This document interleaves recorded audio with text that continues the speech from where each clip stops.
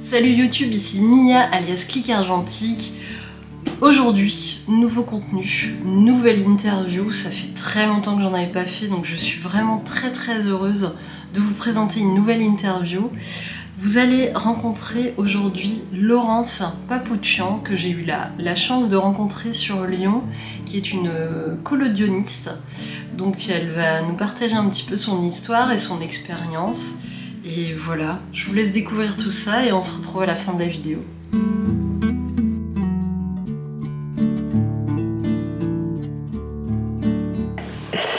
Alors je t'explique, bonjour, merci de m'accueillir chez toi Laurence. Alors comment ça se passe généralement? Et ben en fait on papote, tout bêtement.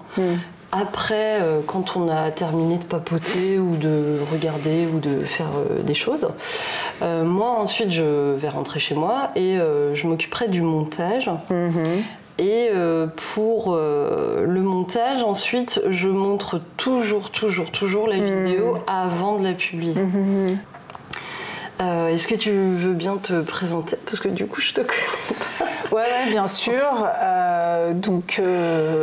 Laurence Papouchian, je suis photographe depuis un certain nombre d'années. Moi, j'ai démarré mon activité en tant qu'indépendante en 1996. Ok.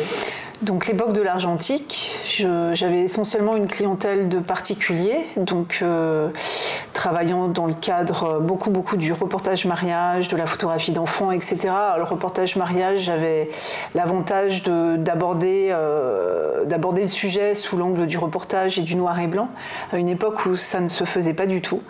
Donc ça m'a vraiment permis de me faire une bonne place dans ce cadre-là.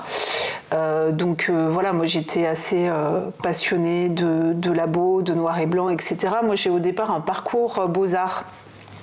J'ai fait les Beaux-Arts de Grenoble et après les Beaux-Arts de Grenoble, j'ai eu besoin de compléter ma formation avec une approche plus technique. Donc j'ai fait la SEPR en fait après les Beaux-Arts.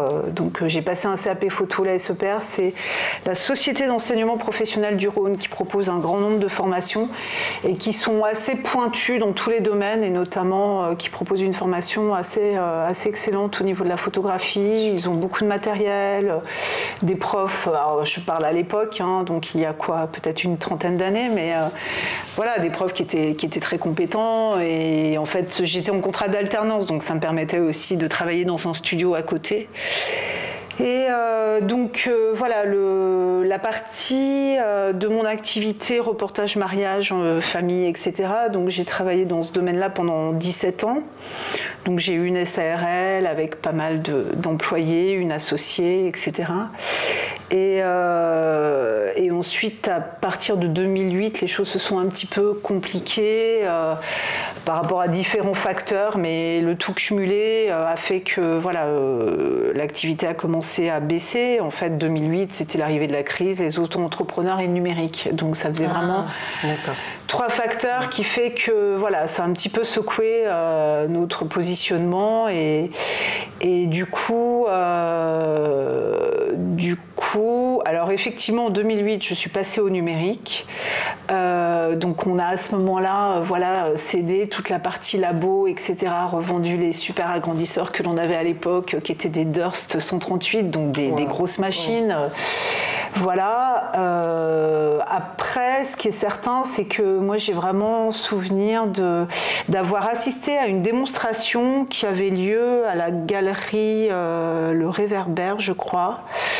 Non, c'était Vrai Rêve sur le plateau et du coup c'était une démonstration en fait d'un tireur italien qui montrait de l'impression en fait numérique et qui m'avait vraiment bluffé. Alors bon, il avait une démarche particulière, il faisait du tirage avec des encres très particulières, etc., des imprimantes qu'il adaptait, qu'il modifiait, mais c'est vrai qu'à ce moment-là, j'ai pris conscience en fait des avantages que pouvait avoir la bascule sur du 100% numérique, avec de la prise de vue numérique, du tirage numérique, en me disant effectivement ça donne une marge de manœuvre assez exceptionnelle Je me rendais compte aussi qu'au niveau des papiers, des supports, il y avait un tel investissement de la part des fabricants qui permettait d'avoir une gamme complètement hallucinante, des papiers magnifiques. Donc là, je me suis dit, bon, ne reste pas sur tes convictions et voilà, bouge, suis le mouvement. Donc du coup, effectivement, je suis passée au numérique. En 2013, je suis arrivée ici, donc voilà, j'ai quitté mon associé, je me suis installée, donc montée de la Grande Côte, toute seule. T'es originaire de Lyon? Ouais, je suis originaire de Lyon, ouais. Et du coup, effectivement, arrivée en 2013 ici, où voilà, ça a été assez compliqué parce que c'est vrai que je me suis dit, au départ, mon local était donc situé sur le plateau de la Croix-Rouge. Je me suis retrouvée toute seule ici avec voilà ce moment un peu compliqué une bonne crise de vie en fait.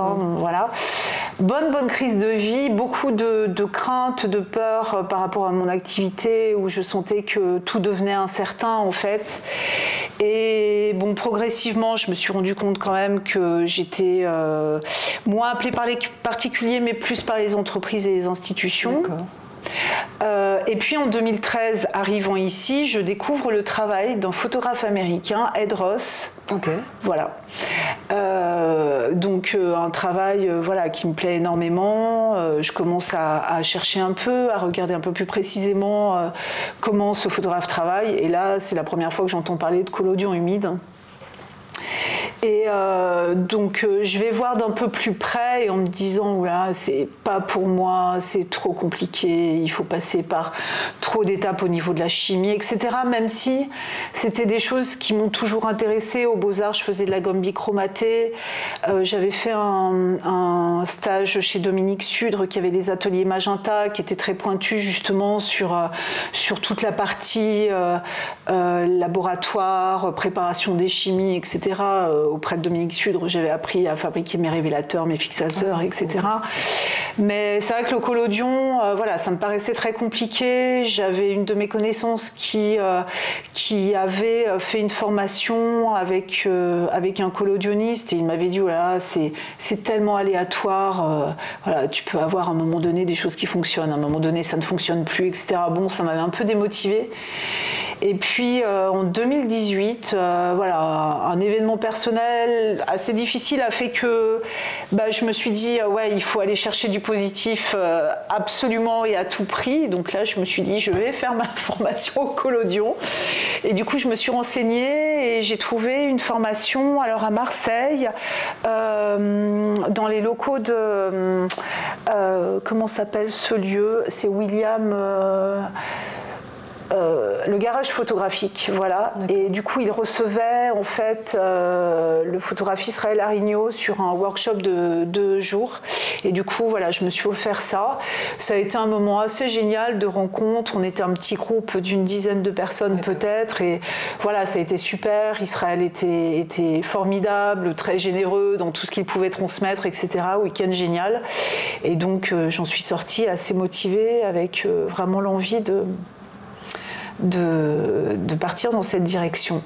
Du coup, tu as arrêté le numérique? Non, je continue le numérique, okay. Ouais, tout à fait. Tu continues les mariages et Oui, alors un petit peu au compte-gouttes, vraiment quand on vient me chercher de manière sympathique et enthousiaste, et que moi je peux avoir aussi de la sympathie et de l'enthousiasme.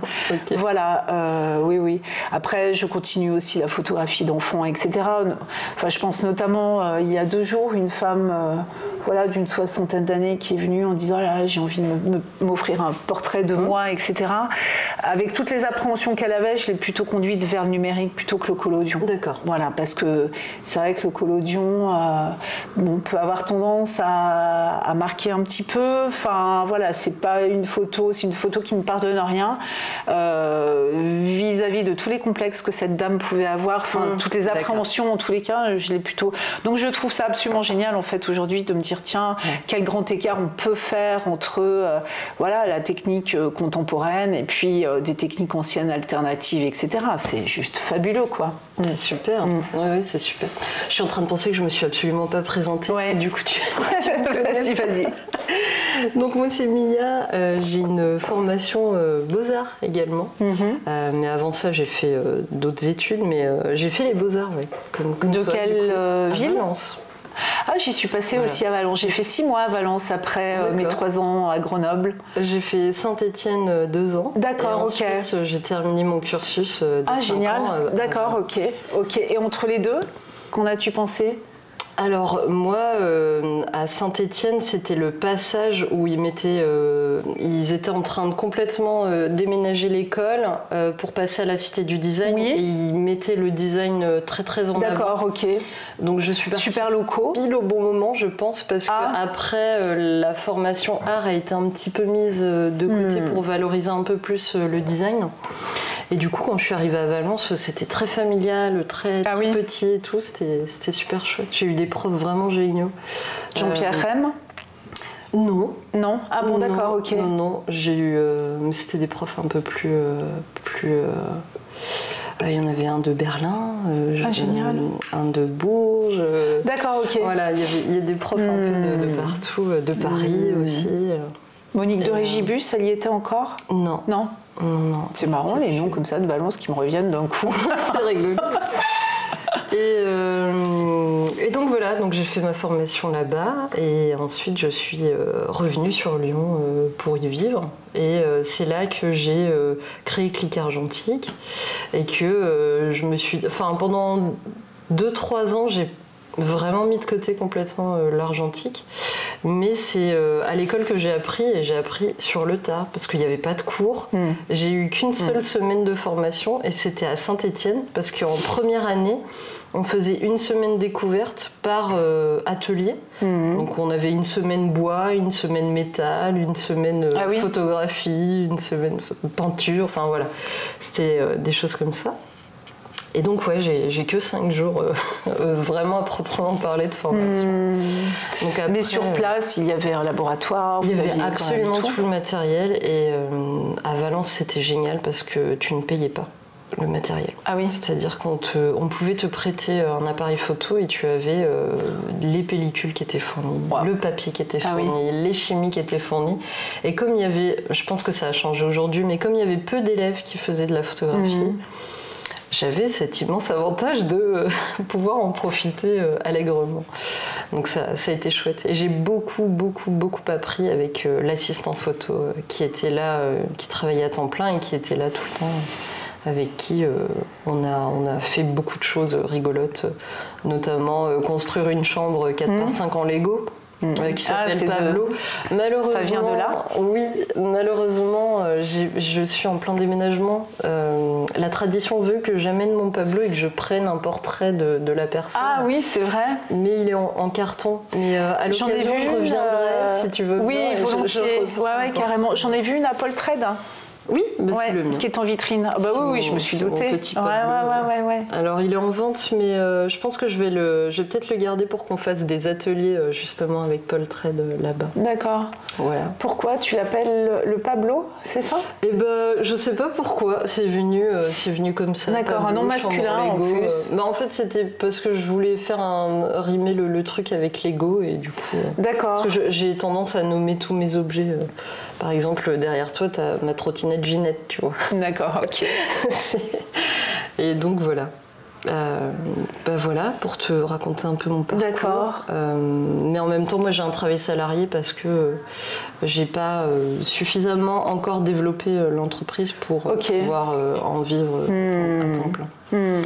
Mais le défi là, ça va être de me lancer avec le déménagement, de me lancer à temps plein. Donc on croise les temps, on va voir. J'ai énormément fait de mariages comme toi. Parce que mon frère est photographe, il fait du numérique. Et il avait des saisons où il faisait énormément de mariages et il m'envoyait quand il y avait le même jour plusieurs mariages, il m'envoyait sur des mariages. Alors les mariages, moi j'en ai été vite un peu, pas dire que j'en avais marre, mais c'est-à-dire que j'ai eu des règles à respecter qui qui était un peu difficile. Mon moment préféré, c'était le vin d'honneur, parce que là, je pouvais prendre en photo les gens sans forcément venir leur dire de poser ou des choses comme ça, et avoir des choses naturelles. Donc c'était chouette. Voilà, en gros. Mon mémoire aux Beaux-Arts, c'était autour des souvenirs et de la mémoire. Et la fabrication de souvenirs. Et j'ai fait du collodion à ce moment-là. Ah oui, c'est vrai. Du collodion raté. Ça a été une vraie galère parce que c'était en 2008, non, peut-être un peu plus. 2012, je dirais. Et il y avait assez peu de choses sur Internet. On avait du mal à trouver des documentations avec l'assistant photographe. Et du coup, je me suis retrouvée face à des difficultés et j'avais pas de solution. Oui, c'est ça. Somme. Avec je peu de moyens de comprendre les difficultés. Quoi. Ça a donné, mais c'était assez difficile. Par contre, c'était génial parce que j'ai eu des très très belles surprises, notamment. Alors tu vois, ça donnait. Mais c'est très beau ça. J'ai fait sur plaque de verre. Hein. Et ça a été pour moi pas un échec parce que ça reflétait bien ce que je recherchais. J'avais, comment dire, je voulais essayer de reproduire visuellement comment on pouvait se souvenir d'une personne qu'on avait croisée, par exemple. Parce qu'on ne peut pas forcément retenir chacun des traits du visage. Et finalement, ça c'était bien, ça avait donné un bon effet. Et tu vois, cette photo, par exemple, c'est un de mes professeurs qui s'appelle Franck David, et il porte toujours des lunettes de soleil. Et c'est très très amusant que le voile noir se soit fait sur les yeux. Ouais, c'est drôle. Oui, après on est sur la matière et l'accident, mais c'est tout ce qui fait le charme du collodion aussi. Enfin, on peut complètement effectivement se diriger vers cette technique-là, à la recherche de tout ça. Enfin, Saliman en est la preuve. Oui, c'est vrai. Cette photographe américaine, Ouais, moi j'ai cette photo là, du coup avec les mains aussi qui a été totalement accidentée, et pour le coup, qu'est-ce que c'est beau. Elle est magnifique, ouais. Tu les as toutes scannées ou pas, tes images? Oui. Moi, je pourrais t'en prendre quelques-unes pour les insérer dans... bien sûr. Elle est magnifique, ouais. Et tu les as vernis? Tu les vernis? Oui. Les alus, oui, l'aluge, le vernis. Enfin, j'ai trop vu ce que le non-vernis pouvait avoir comme conséquence. Donc, ça fait des espèces de... j'en ai, moi, des non-vernis, et ça m'a fait un espèce de voile. Typiquement, oui, alors il y a différents effets. Il y a des soucis d'oxydation, en fait, sur l'alu. Oui. Mais ça, c'est pas la pire. Hein. Donc, voilà. Après, l'étape du vernis est une étape aussi tellement délicate. Là, je viens de terminer une série que je dois présenter à une galerie. D'accord. Dont je suis très contente. Enfin, voilà. Et je vais la présenter non vernie pour l'instant. J'attends de voir la galerie pour... puis surtout, ce que je trouve compliqué, c'est quand tu dois les transporter, etc. Enfin, quand elles sont vernies. Ah oui, parce que le vernis peut... je relance juste les caméras. Ouais. Le vernis peut les... comment dire ? En fait, tu sais, c'est les pochettes plastiques qui peuvent adhérer au vernis et donner des traces. D'accord. Et puis, sur celle-ci, alors selon l'orientation, évidemment, de la lumière. Mais tu vois, oui. Ah oui. Selon l'orientation. Et ça, c'est la première fois que j'ai ça. Donc après, d'où ça vient? C'est du vernis traditionnel, Sandarac, etc. Et voilà, j'aimerais bien ne pas avoir ça là sur les 18-24 que je viens de faire. Ah oui, je comprends. Après, sans forcément rentrer dans les détails, mais je me suis renseignée par rapport au vernis en bombe et j'ai fait des essais qui n'étaient pas très concluants. Enfin bref. Ah bah justement, je voulais te demander si le vernis et la laque pour cheveux, non, c'est même pas la peine d'y penser. À mon avis, non. D'accord. Tu en as entendu parler ou pas par rapport au collodion? Alors, je dis peut-être des bêtises, mais il me semble que Michelangelo m'avait dit en cas d'urgence ou peut-être que je dis des bêtises. D'accord, ok, je m'amuserai pas. Je n'ai absolument pas ton expérience, donc il faut vraiment pas prendre au mot ce que je dis. Moi, je galère vraiment énormément. Mais c'est parce que on m'a dit commence petit. Du coup, j'ai commencé avec un brownie.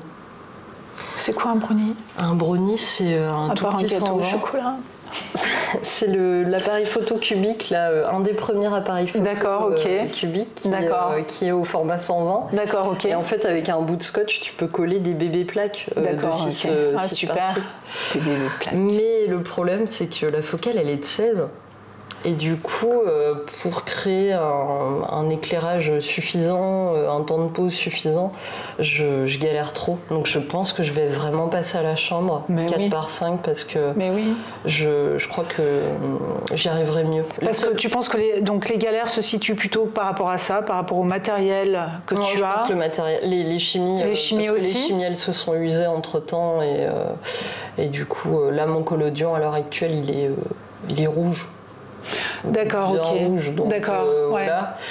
Et j'avais une question technique d'ailleurs par rapport à ça. Le collodion, je sais que c'est explosif. Il faut le remplir de quoi?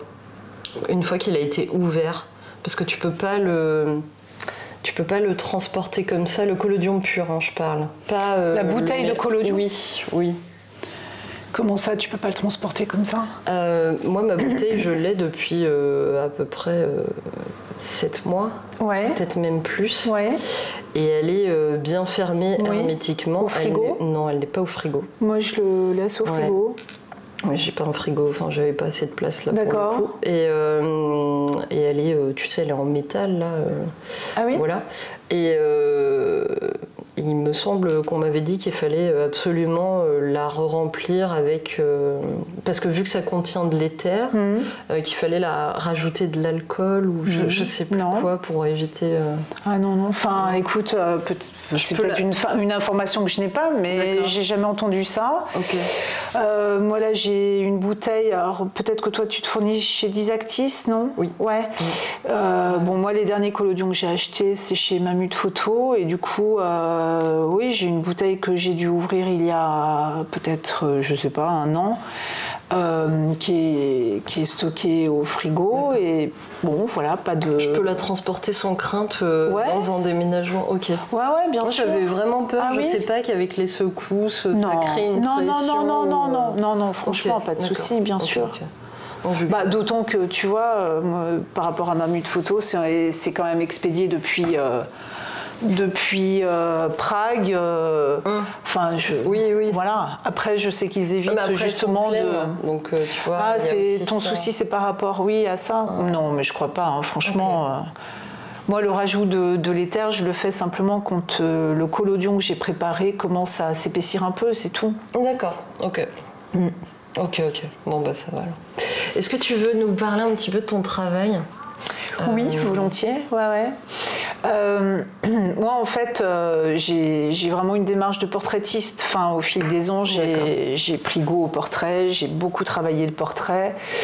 Et du coup, le collodion m'a amené dans un premier temps à beaucoup travailler ce sujet-là. Donc, autant par rapport à des personnes que je peux solliciter, notamment beaucoup ma fille, qui pose pour moi. Et puis, voilà, des connaissances, des amis, etc.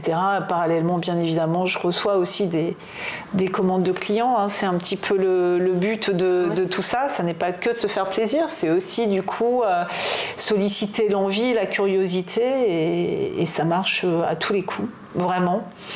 Donc effectivement, j'ai des personnes qui viennent à moi pour réaliser leur portrait. Alors après, moi à ce jour, la difficulté que j'ai, c'est que je travaille avec des éclairages continus, avec des LED.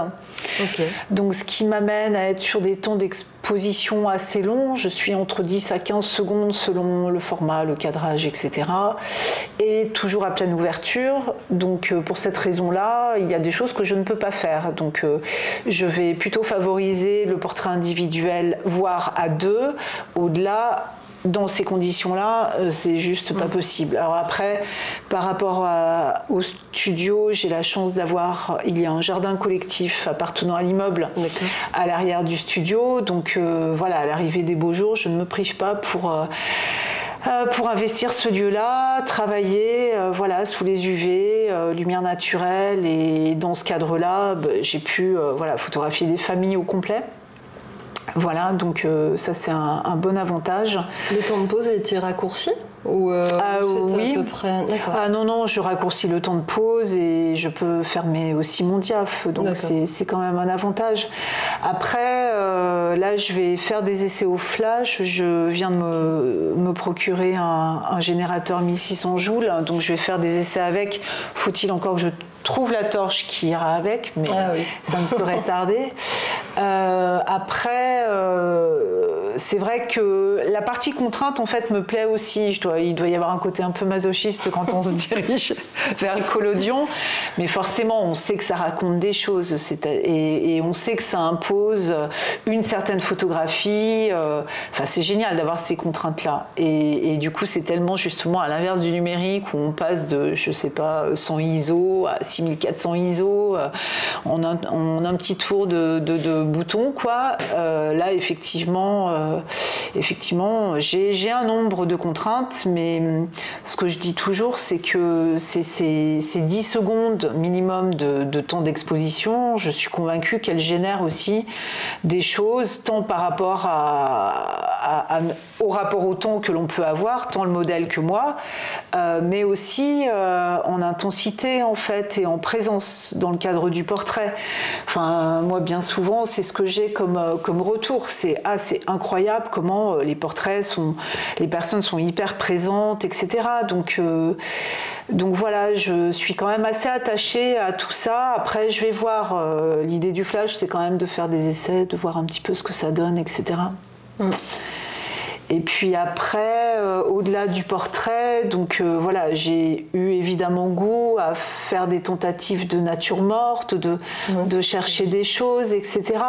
En fait, ce que je dis toujours, c'est que la photographie au collodion génère toujours un émerveillement, en fait. Enfin, et du coup, j'ai presque aujourd'hui une déformation professionnelle qui fait que je prends un oignon dans ma cuisine, je suis là à le regarder en me disant « Oh, ce serait génial !» Et puis, à côté de ça, depuis 1 an, en fait, j'ai entamé un travail beaucoup plus personnel, voilà, un travail de série au collodion. Donc, on a exposé à Paul Trade donc en début d'année.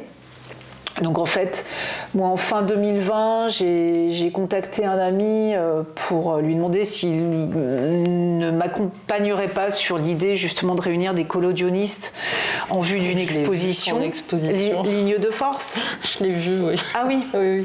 Mais je crois que il me semble que tu y es passé effectivement quand tu as déposé. Pablo, c'est ça? Alors, ça fait un moment que je l'ai déposé, Pablo. D'accord, ok. Oui, d'accord. Mais j'y suis passée en tout cas. Oui. Ok. Mais oui, du coup, effectivement, on a mené à bien ce projet-là, de contacter des photographes dont on aimait le travail, Anna Tornel, Laura Aubray, François Pitot, La Cage aux Fauves à Paris. Donc ce projet, je l'ai fait avec William Léon, et du coup, ils ont répondu voilà, positivement à cette idée et voilà, Julien de Paul Trade nous a accueillis effectivement début d'année et ça a été vraiment un moment de rencontre incroyable. Enfin, on se retrouvait tous autour d'une passion commune qui est celle du collodion. Ça a été absolument fabuleux. On est restés 4-5 jours ensemble pour monter l'expo. Et en fait, on a eu une année pour travailler sur un sujet qui était celui de la résilience. Et du coup, on est tous partis sur des propositions qui étaient toutes très très différentes les unes de les autres. Certains étaient plus sur la sphère de l'intime. Moi, j'ai travaillé sur le territoire en allant dans un jardin ouvrier. Et voilà, ça a été super et très nouveau pour moi en tous les cas que de m'autoriser en fait un travail plus personnel. Et donc là, je viens de terminer une nouvelle série que je vais présenter à une galerie à Paris. Et c'est super nouveau. Je me plais à dire que je deviens une jeune artiste grâce au collodion, c'est super. C'est chouette. Ouais, c'est cool. Et cette série, alors tu viens de parler des jardins ouvriers. Juste d'un point de vue technique, comment tu as fait pour prendre les photos en te déplaçant? J'ai un labo mobile. Un labo mobile. Donc c'est simplement une petite tente que Michelangelo a, je crois, type tente de culture hydroponique.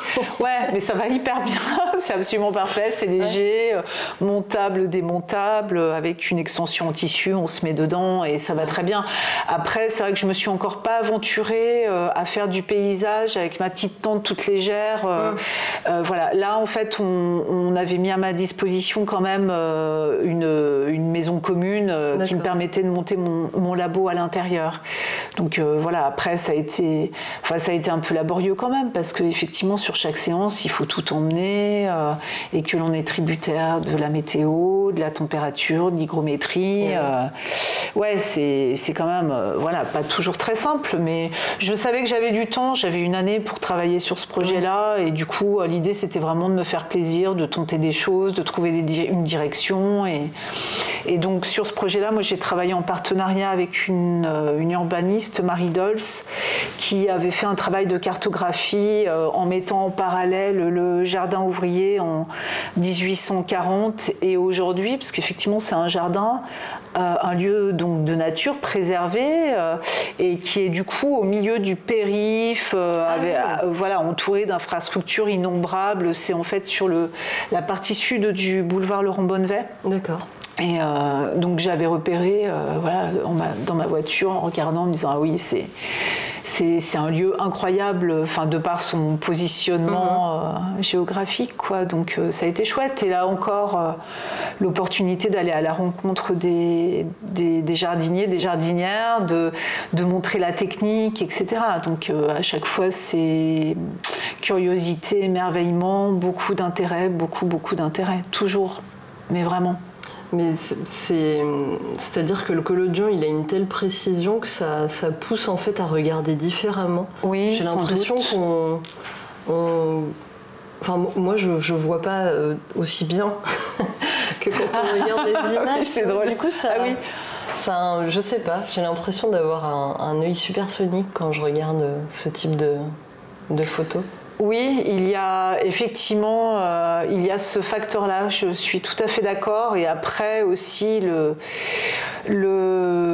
fait de revenir aux fondamentaux de la photographie, le principe de la caméra obscura qu'il semblerait que l'on ait totalement oublié.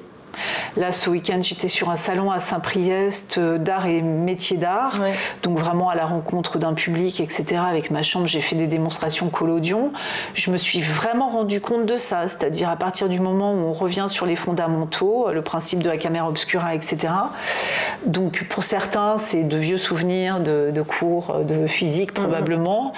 Bon, les enfants, les jeunes, autant te dire que voilà, à l'ère de la photographie facile au smartphone, ne connaissent absolument pas. Donc le fait de reproposer voilà, cette histoire-là avec toute sa dimension magique, parce que je tiens vraiment toujours à insister sur la dimension magique du truc, voire surnaturelle, voire paranormale.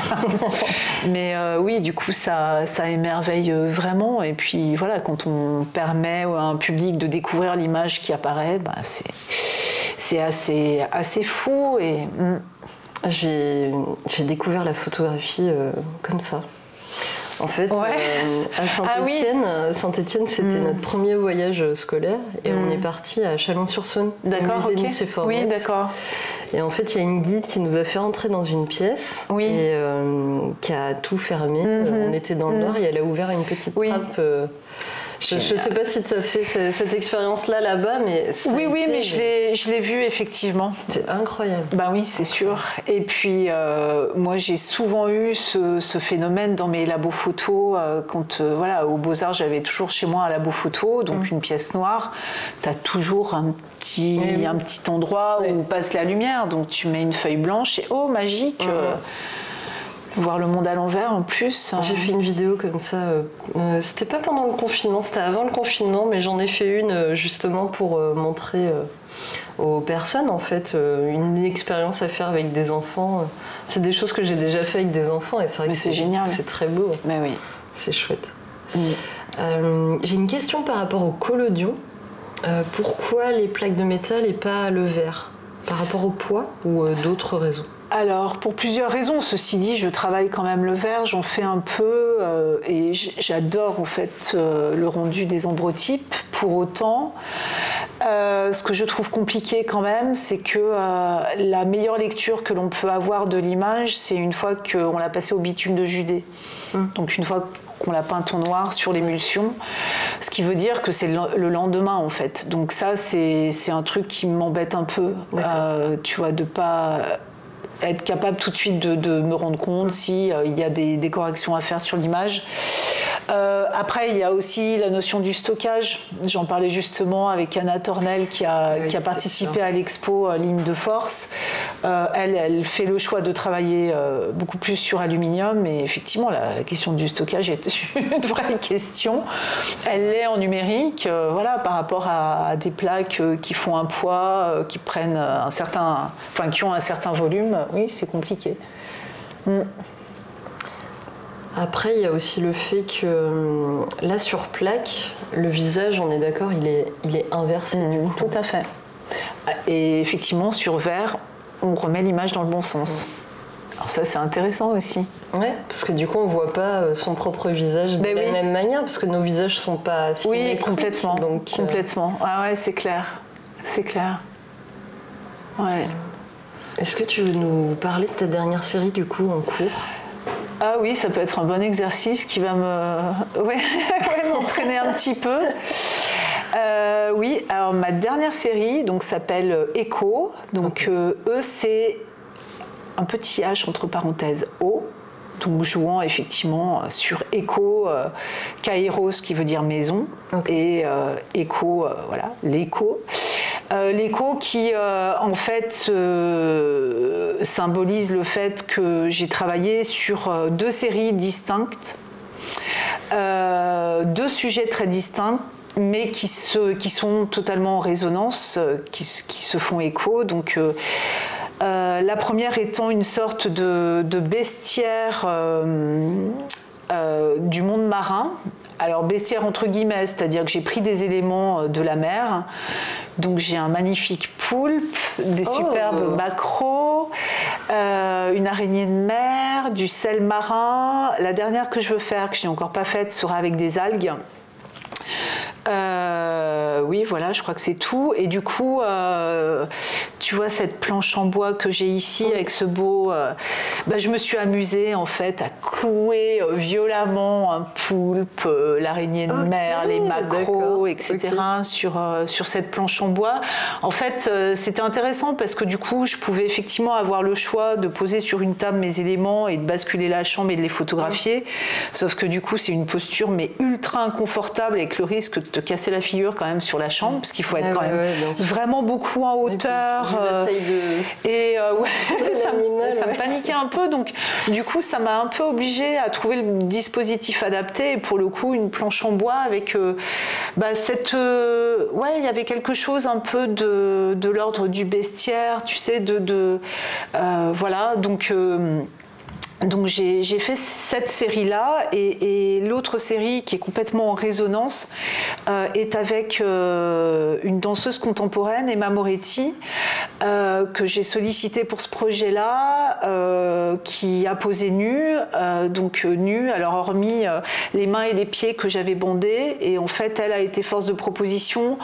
L'idée pour moi c'était de travailler sur le corps fourbu sur la chute du corps. Et donc du coup, elle a posé pour qu'on puisse ensemble réaliser 6 plaques, donc où le corps est vraiment mis en avant dans ses souffrances, dans sa chute, etc. Et donc l'idée, c'est effectivement de faire cohabiter ces 2 séries par rapport à la perte de notre rapport au monde. Enfin, l'idée du bandage, c'était autant représenter les blessures, mais aussi cette incapacité à pouvoir toucher le monde.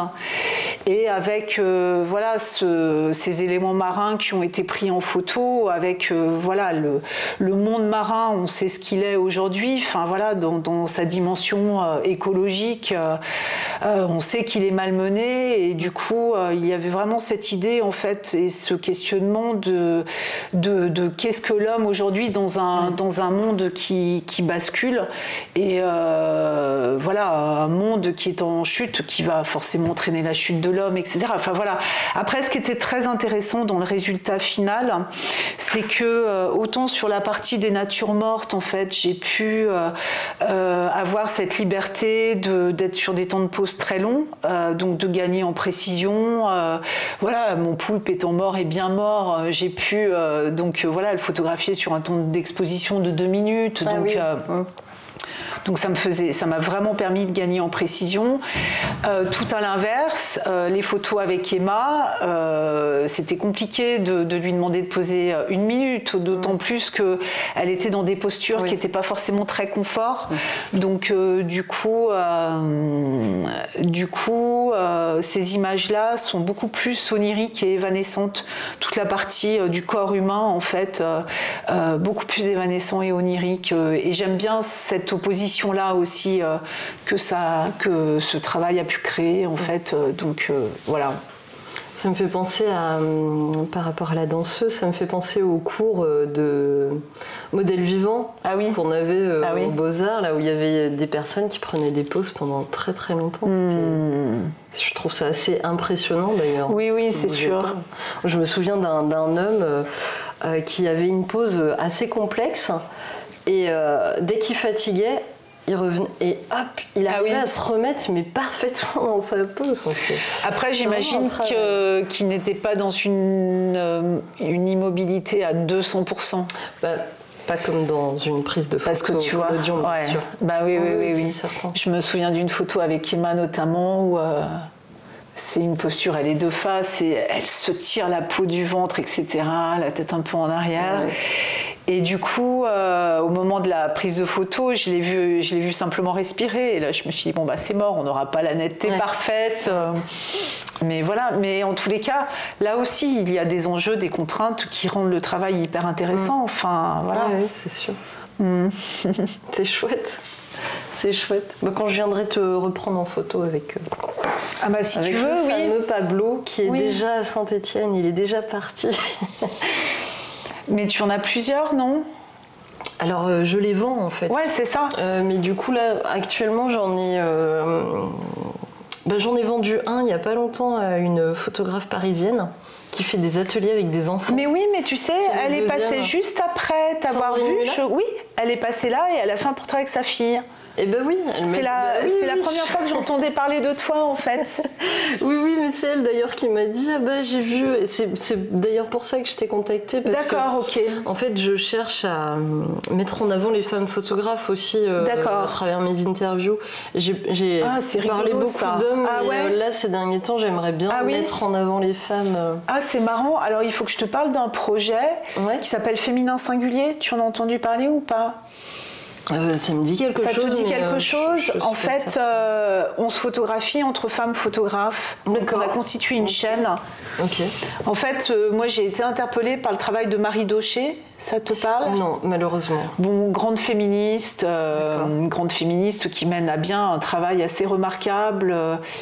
Alors il y a du coup un travail qui s'appelle La part des femmes, où du coup la démarche étant de questionner la représentation de la femme dans le métier de la photographie, qui n'est pas simple. hein, franchement, qui est loin d'être simple. Enfin voilà, moi j'ai un parcours de plus de 26 ans, j'en sais quelque chose. Et du coup, effectivement interpellée par le travail de Marie Daucher, et en fait, un jour on en discute avec Marie Bien-Aimée, une photographe lyonnaise. Et donc on part sur l'idée effectivement de démarrer une chaîne, en fait, une femme photographe, photographier une autre femme photographe, etc. Okay. Dans la boucle, on a donc mis Mélania Avenzato et Maude Meignier. Et du coup, on a lancé le truc. Donc, on a une page Facebook, une page Instagram. Et en fait, on ouvre nos réseaux sociaux aussi à d'autres. Donc, l'idée, ça peut être, effectivement, moi, je peux complètement mettre ton travail en avant sur la page. Je trouve ça important quand même, parce que c'est vrai que quand on y réfléchit, les femmes ne sont pas mises en avant. À travers plein de métiers différents. Oui, c'est sûr. Et je trouve ça quand même assez important. Et c'est sûr. Là, moi, j'ai pas une visibilité incroyable, mais j'ai quand même un peu de visibilité. J'aimerais continuer à poursuivre justement cette démarche-là et à parler de personnes qui m'intéressent, qui sont passionnantes, qui sont... Enfin, voilà, ça me paraît... Qu'est-ce qui t'a donné l'idée d'être dans cette démarche en fait d'interviews filmées J'aime bien rencontrer des gens. C'est une très bonne motivation. Leur parler. Et après, j'ai appris aussi de mes erreurs, parce qu'il y a par exemple une interview que j'avais faite. Je m'excuse pour elle, mais je suis arrivée, j'avais pas accepté un café et la personne était très anxieuse. Et du coup, l'interview, elle a été un peu ternie par cette anxiété-là. Parce que c'est vrai qu'il faut quand même préparer un petit peu, et c'est important. Et j'ai appris énormément de choses. Je trouve que le partage, même si c'est pas à travers une interview, mais le partage d'expérience avec les autres, il est fascinant, il est passionnant. Et pour le coup, moi, c'est quelque chose aussi d'assez nouveau pour moi, en fait. Je sais pas, moi, il aura fallu peut-être 25 ans pour que je sorte de mon complexe, de mon syndrome d'imposture ou de toutes mes peurs ou de mon manque de confiance, etc. Donc syndrome de l'imposture, a priori très féminin aussi, hein, mais c'est vrai qu'il m'a fallu un grand nombre d'années, et c'est vrai que c'est à partir du moment où je suis arrivée ici, où j'ai commencé le collodion, etc., où je me suis dit, mais là tu es vraiment à ta place, et là tu sais quelle valeur tu as, et du coup ça m'a ouvert complètement aux autres, en fait. C'est-à-dire qu'avant je me protégeais un petit peu parce que j'avais plein de peur, et du coup trop génial. Enfin, pour en revenir à l'exposition collective de collodionistes, mais ça a été vraiment fabuleux. Et là d'ailleurs, fin de semaine, je retrouve Laura Aubray et les filles de la Cage aux Fauves à Paris. On va se faire un déjeuner. Il faut que j'essaie de la contacter, Laura Aubray. Ah, c'est vrai, tu l'as... D'accord. La difficulté que j'ai, c'est que je ne suis pas financée pour faire les interviews. Et je ne peux pas financer d'ailleurs les personnes que j'interviewe. Et là, ça voudrait dire se déplacer. Donc, moi, il y a aussi ce côté, le syndrome de l'imposture, je le comprends totalement, puisque je le vis moi-même. Mais ce que j'essaie d'attacher aussi, et ce qui m'aide par rapport à ce syndrome-là, c'est de rester authentique. Si tu regardes ma chaîne, et je suis la seule à faire ça, mais vraiment la seule, YouTube, c'est une plateforme qui va essayer de montrer les choses toujours embellies, toujours beaucoup de réussite, beaucoup de... On en croit presque que les choses sont simples. Pour gagner de l'argent, ça a l'air super simple. Et pour beaucoup de choses comme ça. Et ce que j'essaye de faire, moi, c'est que je fais souvent ça d'ailleurs sous forme de vlog. C'est que je vais me donner un objectif. Là, par exemple, j'ai reçu la box de Baptiste Plichon, qui a aussi... il fait un système, si tu veux, de box argentique. C'est un abonnement, et tous les 2 mois, tu reçois une pellicule différente avec un petit défi à réaliser. Ah ouais, d'accord. Voilà. Ah, génial. L'idée géniale. Trop bien. Ça pousse à la créativité, et en fait, je suis une vraie quiche, mais vraiment une vraie quiche en photographie de studio. C'est quelque chose que j'ai pas approfondi au cours parce que ça fait, je sais pas, 13 ans que je fais de la photo argentique, et j'ai jamais eu réellement l'occasion de me pencher sur la photo de studio. Et du coup, là, le défi, c'était photo façon Harcourt. Studio Harcourt. Sacré défi. Qui n'est pas des plus simples, ouais, tu m'étonnes. Je me suis dit, j'ai pas de projecteur, j'ai rien, j'ai des lampes de vélo. Et ben, je me suis lancée à bidouiller des petits tubes, des petits machins pour pour prendre en photo Pablo, des petits Lego, des petites pierres. J'avais un magnifique quartz que j'ai pris en photo, en bidouillant un peu. Et j'ai foiré sur une étape. Mais vraiment une étape très bête qui est j'ai voulu mettre en spire une pellicule sur une spire mouillée. C'est des choses qu'on sait, mais on le sait en plus qu'il ne faut pas le faire. Et je l'ai fait. Du coup, je me suis retrouvée avec une pellicule avec énormément de traces. Les photos elles auraient été nickel si j'avais réussi le truc. Elles étaient parfaites. Mais voilà. Et en fait, ce que je fais, c'est qu'au lieu de dire finalement je fais pas ça et je jette à l'eau, je montre en fait. Je montre chaque étape pour dire j'ai fait ça, ça, ça. Ça faut pas le faire. Ça c'est bien. Ça vous pouvez faire. Et comme ça, moi, en tout cas, ça m'a aidé par rapport à ça, de me dire, je suis pas parfaite, je suis comme ça. De t'accorder le droit à l'erreur, en fait. Ah oui. Ouais. Mais je comprends, bien évidemment. Et tu vois, c'est drôle parce que j'en parlais ce week-end aussi. En fait, pour moi, il y a vraiment deux photographes, c'est-à-dire celle ou celui qui va attacher une extrême importance à la partie technique et celle qui va favoriser plutôt la partie regard et intention et poésie et démarche et tout ce que tu veux. Enfin, tu le sais bien évidemment, mais c'est vrai que moi, justement, ça a été pendant longtemps un peu bien souvent, en fait, je me disais que j'étais mauvaise photographe parce que je n'étais pas attachée à la technique. Et au moment où j'ai compris que des photographes très techniciens pouvaient être mais nullissimes et faire des images mais nullissimes, je me suis un peu détendue. Oui, bien sûr. Mais vraiment. Bien sûr. Après, il y a des photographes qui sont hyper attachés à la technique. Leurs photos sont absolument parfaites, mais il n'y a rien derrière. Mais c'est ça. C'est hyper étrange. Je pense à un photographe que je ne citerai pas parce que... non, on va pas balancer. Mais lui-même, d'ailleurs, le dit. Moi, mes photos, elles sont parfaites, elles sont nickel, mais il n'y a pas d'émotion derrière. Et la première chose qu'il m'a dite, c'est... Et c'est pour ça que j'y arrive pas. Il m'a dit le collodion c'est chronophage et tu peux faire que ça. Quand tu te mets dedans, tu peux pas. Quand tu commences, en tout cas, tu peux pas faire plusieurs choses en même temps. C'est vraiment, il faut te concentrer dessus et puis. Oui, c'est sûr. Te mettre à fond dedans, sinon tu y arrives pas. C'est sûr. Et il a raison. Hein. C'est pour ça que j'ai pas réussi. Mais après j'ai eu des images, faut pas croire. Mais c'est juste que je pense que je suis pas à l'aise avec le brownie. Je suis pas à l'aise avec le format qui est beaucoup trop petit, mais qui a surtout une toute petite ouverture. Il y aurait une ouverture qui serait plus grande, peut-être que ça fonctionnerait mieux et que j'y arriverais mieux. Mais là le F16 avec oui. Et puis j'ai pas d'éclairage, donc forcément ça. Et tu as fait des essais en extérieur, non? C'est la seule photo que j'ai réussi à avoir, oui, c'est de ma fenêtre.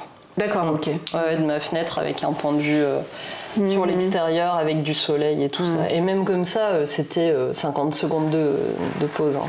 Donc c'est pour te dire... Oui. En fait, moi je sais que dans la manière dont on a démarré avec Fred et Daniel, tu vois, on essayait d'avoir un dispositif en place qui ne change pas. Enfin, c'est ça aussi le secret, je pense, de trouver le bon dispositif pour la partie prise de vue et de trouver toute la bonne démarche sur la partie labo, de rien en changer, etc., d'avoir toujours les mêmes formules. C'est vraiment petit pas par petit pas, quoi. Après, je suis une personne, je crois que c'est même un abonné qui m'a appelé comme ça. Il m'a dit persévérance est ton deuxième prénom. Donc je sais que je vais persévérer jusqu'à obtenir une image. Hein, c'est pas... En fait, les qualités qu'il faut avoir pour faire du collodion, c'est la persévérance et l'humilité. Il faut être humble, je crois. Oui, c'est sûr. Mais c'est un sacré défi en tout cas. Quand je vois des images comme ça, je suis impressionnée. Est-ce que tu connais Ian Rutter? Oui. Je l'ai cité dans mon mémoire de fin d'année. Ah oui? Ouais, de fin d'études, ouais. Son travail, je le trouve fascinant. Ouais, vraiment. Totalement. Et puis sa démarche consistant à parcourir les routes des États-Unis avec son camion, waouh. Ouais, c'est impressionnant. Oui, vraiment. Avec son gros camion à glace, là, avec son objectif. Quoi. Mais oui. J'exagère, il est peut-être pas aussi gros, mais... Ah, mais il est énorme, oui, énorme. Donc, et puis réaliser des formats pareils, tu te dis, mais c'est de la performance, quoi. C'est incroyable. Ouais. Incroyable. Et j'avais essayé à l'époque de faire ça sur plaque de métal, justement. Impossible d'avoir une image. Ah oui. J'ai eu des images sur verre, mais alors sur plaque... Ah bon, tiens, étonnant. Impossible. Avec les mêmes produits, tu pouvais sortir sur verre et pas sur alors sur je me suis demandé si c'était la peinture que j'avais utilisée. Ah, parce que du coup c'est toi qui peignais tes plaques. Ah, ouais. Je pense que c'est ça. Ah bah oui, il y a des chances, ouais, bien sûr. Et je me suis dit, waouh. Parce que toi, du coup, tu commandes les plaques ? Oui, bien sûr. D'accord. Ouais. Et après, tu as un petit film, c'est ça que tu retires. Ouais, c'est ça. Parce qu'en plus, en peignant tes plaques, tu savais précisément quelle peinture tu pouvais utiliser. Tu vois, moi, non, pas du tout. Non, mais là, c'était vraiment... D'accord. Oh, bah tiens, Ian Rutter, il utilise ça. Bon, vas-y, on va essayer de le... Puis rien que par rapport à la pollution du nitrate aussi, moi, je ne m'amuserais pas à mettre, tu vois, n'importe quelle peinture. Ouais. Bah oui. Non, mais j'étais jeune et insouciante à l'époque. Mais oui. Après, Michelangelo m'a montré une expérience qui était géniale. C'était le nitrate servait à voir si l'eau était polluée ou pas. Ah bon ? Ouais. Et du coup, il m'a montré il a pris un petit bécher avec de l'eau déminéralisée et un petit bécher avec de l'eau du robinet. Et en fait, tu mets une goutte de nitrate et dans l'eau déminéralisée, il n'y a rien qui apparaît. Et dans l'eau du robinet, ça faisait comme un effet nacré de la goutte qui... C'était intéressant. Mais j'ai pas de moustique, je sais pas quoi là. Tu sais, le truc pour... L'hydromètre, non ? C'est ça. D'accord. Okay. Pour contrôler justement le bain de nitrate. Parce que ça, je vais pas le jeter, je pense, le bain de nitrate. Bah oui, vu le prix, il vaut mieux, effectivement. Mais effectivement, en plus, le nitrate, oui, demande beaucoup de soins, demande un suivi. Où régulièrement, tu sais, il faut l'exposer au soleil. Oui. Moi, là, j'ai eu une expérience dernièrement où j'ai eu un temps il y a à peu près un mois, où les images que je sortais étaient assez catastrophiques. Et en fait, ça m'a valu d'être obligée de chauffer mon nitrate pour que l'alcool, en fait, s'évapore et il est revenu, utilisable et avec une densité qui était correcte, ouais. Mais voilà, après c'est aussi par tous ces échecs évidemment que l'on comprend, que l'on apprend. Du coup là maintenant, ça fait combien d'années que tu fais du collodion ? Donc ma formation 2018, ouais, voilà. C'est déjà pas mal, 4 ans. 4 ans, ouais. Et sachant qu'on a eu quand même nos premières expériences étaient quand même laborieuses et compliquées, avant qu'on comprenne et qu'on soit en mesure de mettre un bon dispositif en place pour sortir de bonnes images, ça a été quand même long. Parce que là, tu fais absolument tous tes mélanges toi-même ou tu achètes parfois des mélanges tout faits ? Non. D'accord. Ok. Non, et j'utilise la formule qui est la plus courante utilisée. La Powboy ? Ouais, c'est ça, que l'on retrouve chez les photographes français, européens, contrairement aux États-Unis. Où aux États-Unis, je crois qu'ils ont plus tendance à utiliser d'autres formules. Avec le cadmium, qui est cancérigène, ouais. J'ai vu tes mains, elles ont dû... Ah bah toujours, et là c'est rien par rapport à certaines fois. J'en ai eu pendant je sais pas combien de temps. Oui, c'est sûr. Ça c'est des restes de, du coup... de ce week-end en fait, où j'ai fait des démos collodion, et inévitablement, même si tu te protèges, t'as quand même toujours un peu des traces. Gants, oui, j'ai toujours des gants. Ouais. Écoute, je vais emmener tous mes produits, et comment tu les recycles ? Je voulais te demander ça, c'était la question se posera quand j'aurai besoin de recycler mon nitrate d'argent, ce qui n'est pas le cas pour l'instant. Et se posera la question Écoute, moi j'avais posé la question sur le groupe Collodion France et j'avais eu un retour me disant, vu l'extrême faible quantité que l'on déverse, il n'y a pas de souci. Et sachant qu'on pollue peut-être plus par l'utilisation excessive de gants, justement, etc. J'avais eu ça comme réponse, donc je m'en étais un petit peu contentée. Et effectivement, je sais que oui, la question se posera le jour où mon nitrate ne fonctionnera plus. Moi, j'amène tout en déchetterie. D'accord. Tout ce qui est, alors, le révélateur, je fais du cafénol. Donc, j'ai pas de souci avec ça. Mais par contre, le fixateur, je l'amène en déchetterie. Ah bon? Ouais.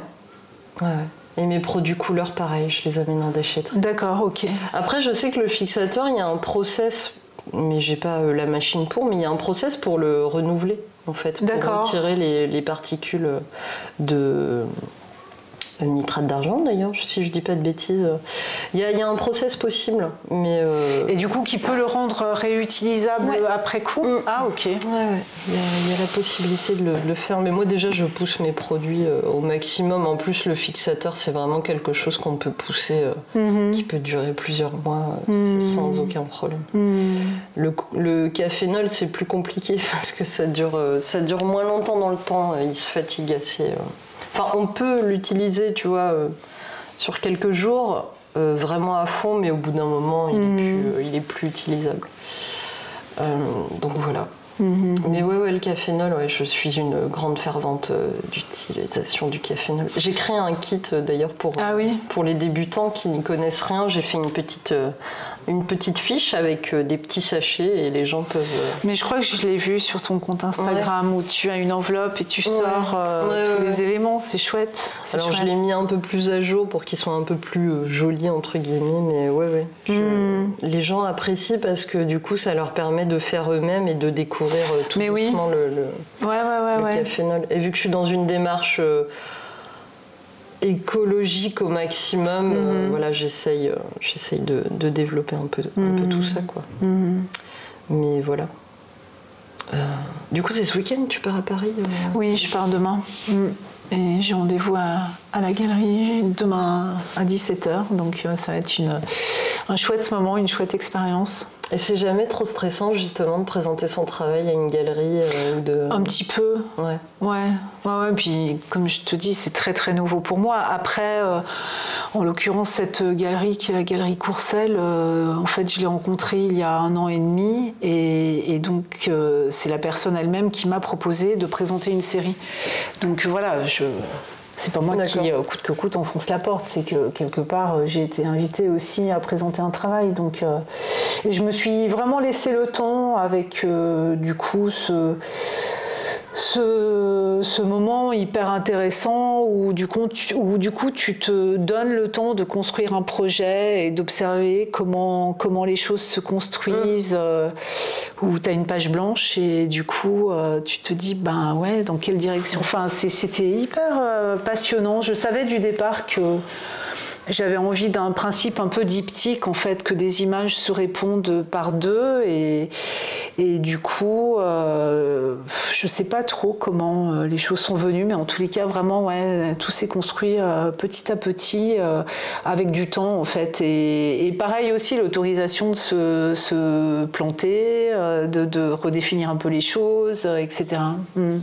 Mais du coup, c'est souvent au cours d'une discussion avec des personnes que tu rencontres que les expositions vont s'organiser, où il y a vraiment, parfois, tu arrives à dépasser ton syndrome de l'imposture et à démarcher toi-même. Si je reviens sur l'expérience de Ligne de Force, donc l'exposition collective, en fait, moi c'est vraiment venu, c'était vraiment fin 2020, où par rapport à ce qu'on avait traversé, voilà, moi, dans tous les moments de difficulté, j'ai un peu le principe d'aller chercher du positif quelque part, quoi, en me disant là c'est tellement galère qu'il faut vraiment trouver quelque chose qui nous fasse du bien, quoi. Et c'est vrai que en fait une exposition qui pouvait réunir plusieurs collodionistes, c'était un peu nouveau, mine de rien. En tous les cas à Lyon, ça ne s'était jamais fait. Et du coup, les choses se sont faites ainsi. Et c'est vrai que par le fait qu'on a eu vraiment des retours hyper positifs. Enfin voilà, les uns et les autres, on était hyper heureux de cette aventure, avec du coup aussi le principe de se donner un thème commun. En fait, par exemple, Anna Tornel me faisait le retour en disant bah, ça a été un super challenge, pas forcément l'habitude de travailler comme ça, donc voilà, et c'est vrai que on est tous allés puiser des choses en nous, voilà, qui ont été assez chouettes et fortes. Et donc là, à présent, l'idée, c'est que l'exposition aille sur Paris. D'accord. Peut-être après à Toulouse, puisque François Pitot est de Toulouse, donc on s'était dit, ouais, bah, pourquoi pas faire tourner l'expo, quoi. J'ai une question technique qui me vient. Oui. Quand vous exposez comme ça et que vous vendez des œuvres. Alors, en l'occurrence, on n'a rien vendu, mais si jamais tu en avais vendu une, par exemple, normalement, à la fin de l'expo, tu la retires et du coup, tu peux pas l'envoyer dans d'autres expositions. Comment t'aurais fait ?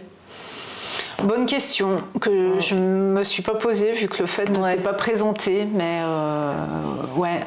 Après, pour moi, c'était effectivement quand parce que dans le principe, moi, pas un seul moment j'imaginais où j'ai travaillé dans l'idée de vendre les photos, quoi. Et d'autant que moi, ma série se tient vraiment dans son ensemble. Je trouvais ça bizarre, notamment j'avais des portraits de jardiniers. À aucun moment j'imaginais que voilà, ces portraits pourraient être vendus. Après, j'avais d'autres choses, effectivement, qui étaient peut-être plus vendables. Mais non, je sais pas, je me suis pas trop posé la question. Là, par contre, en l'occurrence, par rapport à cette nouvelle série que je vais présenter, oui, il y a plus cette démarche, effectivement, derrière de vendre. Est-ce que tu veux rajouter quelque chose par rapport à tout ce qu'on s'est dit ? Du coup, ta pratique principale, ça reste malgré tout le collodion, même si tu fais du numérique et... Oui, en tous les cas, je mets toute mon énergie et je ne communique plus que sur la partie collodion aujourd'hui. Bah oui. Est-ce que tu sors, est-ce que quand tu sors de chez toi, tu as toujours un petit appareil malgré tout avec toi ? Non. Je ne fais pas partie de cette catégorie de photographes là. D'accord. Ouais. Ok. Tu fais quand même un petit peu d'argentique avec un appareil ou... Alors, ce qui est drôle, c'est que justement, avant d'apprendre le collodion, j'ai eu une période où je me suis remise à l'argentique et le proposant en fait dans mes prestations, notamment en portrait. Et du coup, j'avais eu quelques demandes. Ouais, ça a été effectivement une période où j'ai eu goût à revenir à l'argentique parce que forcément... Voilà, pour rester des journées et des heures complètes devant mon écran, j'avais vraiment besoin de ça, quoi. Mais voilà, comme on le disait tout à l'heure, le collodion prend très vite une place importante en fait dans la pratique photographique. Donc j'ai plutôt laissé tomber l'argentique. Et du coup, oui, j'ai aujourd'hui du mal, notamment voilà, par rapport à mon séjour à Paris. Je me disais, est-ce que j'emmène un appareil photo, etc. Mais je ne sais pas, faire du numérique, aujourd'hui, il y a une sorte de, je sais pas, de désamour, plus forcément envie, en fait, bizarrement. Bon, après, c'est des périodes, je pense. Ouais, je sais pas. Après, j'ai bon espoir en me disant, étant donné que là, j'essaye de développer une démarche plus personnelle, etc., dans ma pratique photographique, je pense que je vais revenir à l'argentique à un moment donné sur un projet particulier, je pense. Ok. Bah écoute, je te remercie pour voilà. Non, avec plaisir. Et puis, bien volontiers, effectivement, on se refixera une date. Carrément. Petite comme séance ça, je te collodion. Ouais, carrément. Ok. Carrément. On fait comme ça. Carrément. Chouette. Tac. Et voilà, c'est la fin de cette vidéo, j'espère qu'elle vous a plu, j'espère qu'elle vous a apporté quelque chose. N'hésitez pas à me soutenir et à soutenir mon travail sur Tipeee, c'est grâce à vous que je peux faire ce que je fais. La cadence de mes vidéos a baissé, vous l'avez sans doute remarqué, tout simplement parce que pour le moment je suis présentement en train de me former à la réparation. D'ailleurs, si vous avez des appareils à réparer, qui ont besoin d'être réparés, je peux m'en occuper, donc n'hésitez pas à me contacter via Instagram ou via mon mail, il n'y a aucun problème. Voilà, parce que je lance une nouvelle activité, une nouvelle branche à Click Argentique qui est la réparation d'appareils photo. Et c'est quelque chose qui prend beaucoup de temps et qui demande beaucoup de rigueur, d'attention et de calme. Si vous souhaitez me voir réparer, n'hésitez pas à passer sur ma chaîne Twitch également, où je fais très régulièrement des lives, j'en fais plusieurs fois par semaine, et où je partage un petit peu mes expériences dans cet apprentissage de ce métier-là. Voilà. Eh bien écoutez, si cette interview vous a plu, n'hésitez pas à mettre un pouce, n'hésitez pas à partager la vidéo. Je remercie chaleureusement Laurence pour son accueil et d'avoir accepté justement de partager un petit temps avec moi. Et je vous remercie tous de regarder mon contenu, je vous remercie d'être abonnés et je vous souhaite une très très belle journée. On se retrouve pas la semaine prochaine, je ne peux pas vous donner de date, mais on se retrouve très prochainement pour du nouveau contenu. En attendant, prenez soin de vous et faites de belles photos.